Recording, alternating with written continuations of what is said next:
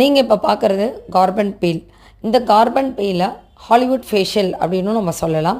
வெறும் பீலாக பண்ணும்போது carbon feel ஆகுது. ஃபுல் ஃபேஷியலாக நம்ம கொடுக்கும்போது ஹாலிவுட் ஃபேஷியல் அப்படின்னு நம்ம சொல்கிறோம்.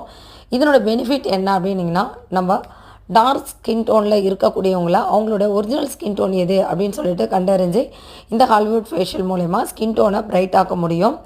அதே சமயம் இப்போ மங்கு அப்படின்ற ஒரு விஷயம் பிக்மெண்டேஷன் வந்துருச்சுன்னா அதை நம்மளால் நீக்க முடியாது அப்படின்றது தெரியும் இல்லையா?